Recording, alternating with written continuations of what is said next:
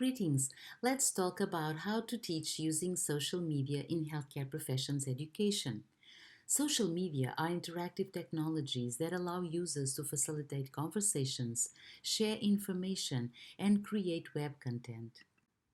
Social media finds theoretical scaffold on several theories of social learning and constructivism and can be used to creatively build interactional, enjoyable, non-hierarchical, trustful, supportive, and engaging learning environments.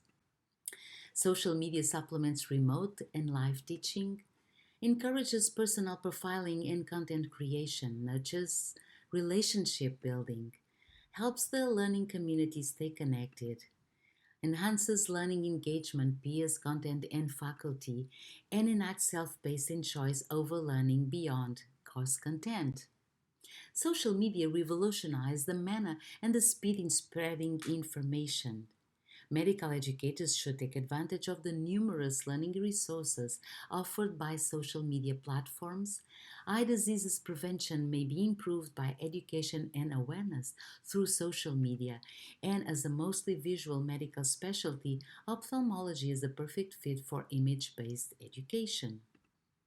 What can social media do for you in ophthalmology? Promote global networking, facilitate collaborations, and raise awareness of your research.